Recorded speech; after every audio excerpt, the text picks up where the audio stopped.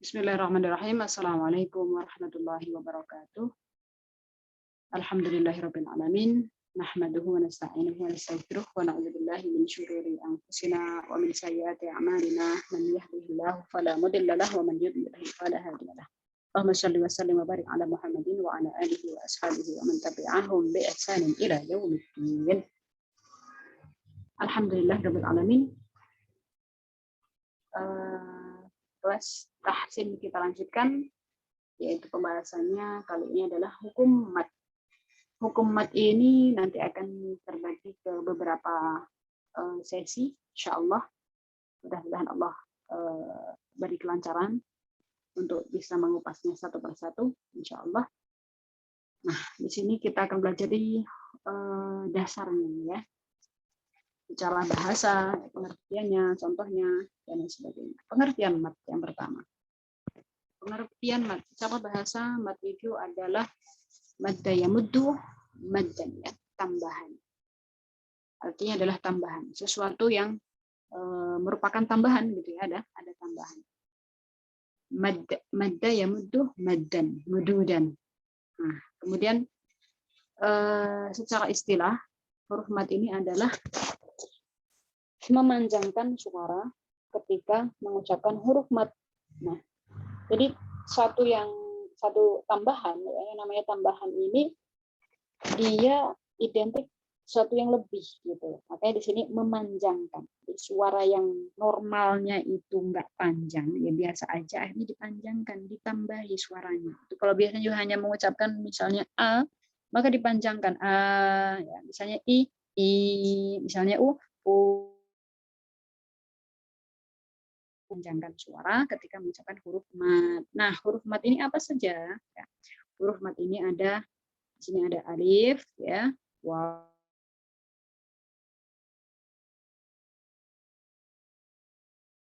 Ini dia tidak ya, pasangannya misalnya alif. Alif selalu pasangannya sebelumnya adalah fathah, ya. Waw mati sebelumnya adalah dhammah. Ya mati sebelumnya adalah kasrah. Jadi misalnya ada fathah, ya, bertemu dengan, ya, misalnya kita tulis di sini fathah bertemu dengan ya mati, maka ini tidak disebut dengan huruf mat, ya, tidak disebut dengan huruf mat dan tidak perlu dipanjangkan suara karena ini bukan huruf mat, gitu. Nah, ini pengertian mat, insya Allah bisa difahami, ya. Kemudian macam-macamnya. Nah, di macam-macam ini, ya, macam-macam mat secara dasar. Macam mat ini terbagi menjadi dua secara dasar, pokok, secara dasar banget ini terbagi menjadi dua. Yang pertama, ya, ini di sini huruf mat, ada mat tabi'i dan yang kedua adalah mat far'i. Mat tabi'i yang pertama, yang kedua mat far'i. Mat tabi'i atau disebut juga dengan mat asli, ya. Panjangnya hanya 2 harakat. Pasangannya adalah, ya, seperti di awal tadi saya sampaikan, alif sebelumnya didahului dengan harakat fathah. Wawu sukun, ya, ini adalah wawu sukun, sebelumnya adalah dhammah, kemudian ya sukun yang sebelumnya adalah kasroh. Nah, ini dicontohkan dalam satu kata nuhaiha. Saya dekatkan, ya, ada kata nu, ya, dhammah bertemu dengan wawu mati, hai kasroh bertemu dengan ya, dan ha fathah bertemu dengan alif. Nah, ini adalah merupakan contoh dari mat asli. Nah, berikutnya ada mat far'i yang kedua atau disebut juga dengan cabang. Dan cabang ini dia ada kaitannya, dia punya keterkaitan, gitu, ada hubungannya dengan mat mat tabi'i atau mat asli. Jadi ibaratnya mat asli itu adalah pokoknya, maka pokok itu harus kita kuasai sebagai bekal kita mempelajari mat far'i ini, gitu. Jadi mat asli harus luar kepala secara teori, ya, baik secara teori maupun praktek. Dan praktek ini adalah yang lebih utama, karena kita membaca Al-Qur'an itu tidak semua orang, ya, tidak semua kaum muslimin ini memahami teorinya, namun mereka dituntut untuk membaca Al-Qur'an ini dengan tartil, itu hukumnya adalah fardhu ain. dengan hukum-hukum tajwid itu dengan hukumnya adalah fardu ain. Jadi kita tidak akan bisa memahami mad far'i ini kecuali kita telah paham betul apa itu mad asli. Ya. Insya Allah sampai di sini cukup ya, bisa dimengerti, dan ini mungkin sudah banyak sekali yang membahas terkait dengan mad ini, sifatnya hanya murajaah begitu ya. Lanjut ya. Nah, mad far'i di sini ada mad far'i, pembagian mad far'i. Mad far'i sendiri itu ada dua penyebabnya, dikarenakan hamzah dan dikarenakan sukun ya. Karena hamzah ini ada banyak sekali ya. Makanya saya tadi bilang mad secara global, secara umum itu terbagi menjadi dua, mad asli dan mad far'i. Far'i itu cabang, jadi ibarat asli itu pokoknya, batangnya, far'i itu rantingnya gitu. Nah, mad far'i ini Masya Allah pembagiannya ada banyak sekali, dan nanti Insya Allah akan kita bahas satu persatu ya. Karena hamzah ada mad wajib muttasil, jaiz munfasil, ada mad silah qawila, ada mad badal. Karena sukun itu ada mad adid lis sukun, mad lin, mad iwad, mad tamkin, mad far, dan ada mad lazim. Dan insya Allah akan kita bahas satu persatu.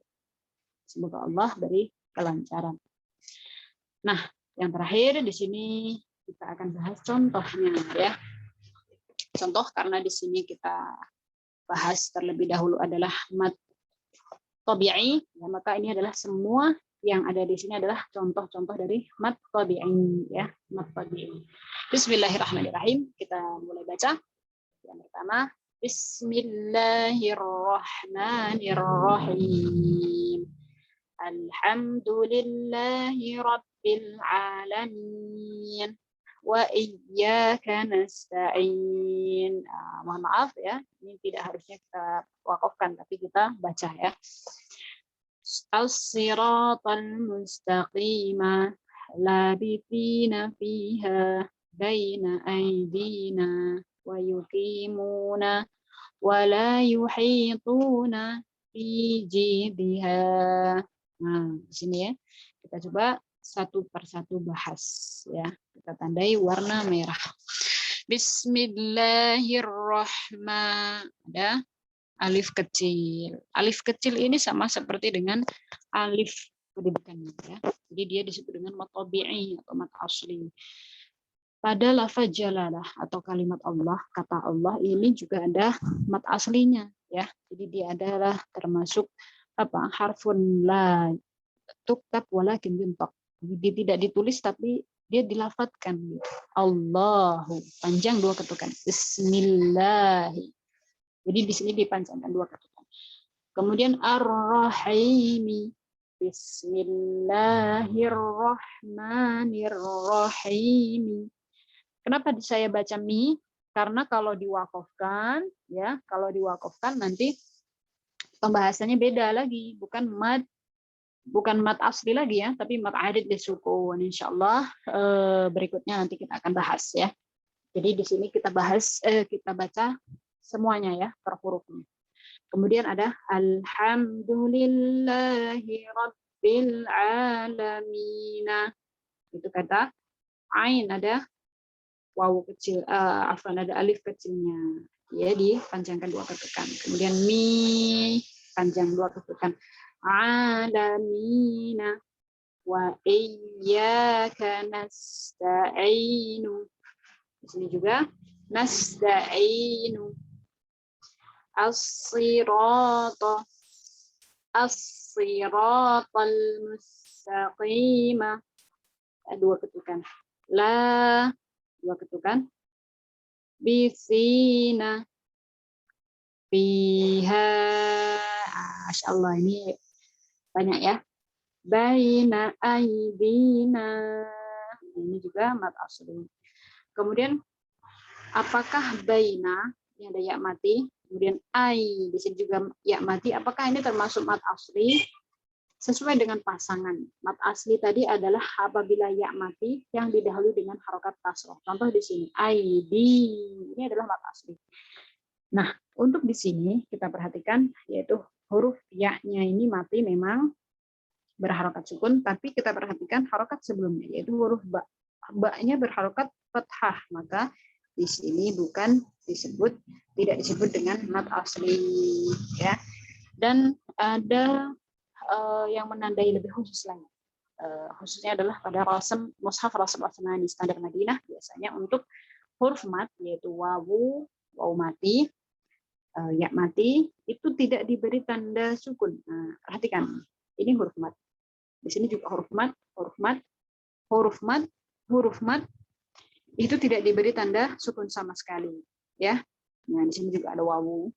Nah, kalau tidak ada tanda sukun, maka dia termasuk huruf mat. Gitu. Nah, kalau ada tanda sukunnya seperti di sini, ya, seperti yang kita lihat, ini kan ada tanda sukunnya, maka dia tidak disebut dengan huruf mat, ya, karena ada tanda sukun. Itu yang membedakan dengan huruf-huruf mat yang lainnya. Misalnya ada wawu mati, tapi ada sukunnya, maka dia bukan huruf mat. Gitu. Kita lanjutkan ya bacanya. Wa yuqimuna sholata, ya, ada yuqimu